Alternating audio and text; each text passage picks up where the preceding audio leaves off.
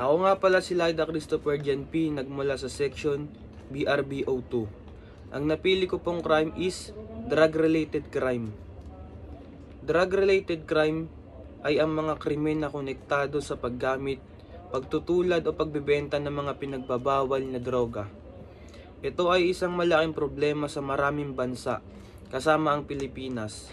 Bakit nga ba ako interesado dito? Interesado ako sa drug-related crimes dahil sa malaking epekto nito sa lipunan. Maraming tao ang naapektuhan ng droga.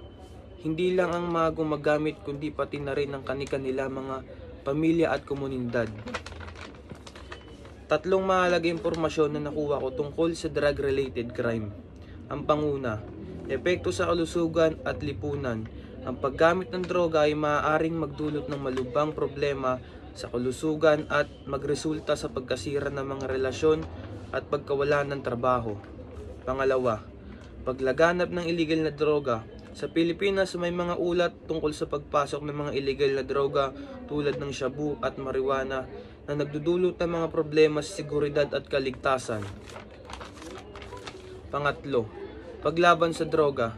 May mga programa ang gobyerno na at ang mga organisasyon para labanan ng droga, tulad ng mga kampanya sa pag-iwas at rehabilitasyon para sa mga gumagamit.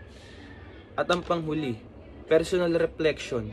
Sa aking palagay, ang drug-related crimes ay isang malaking hamon sa lipunan na nangangailangan ng kooperasyon ng lahat, gobyerno, komunidad at ang mga individual.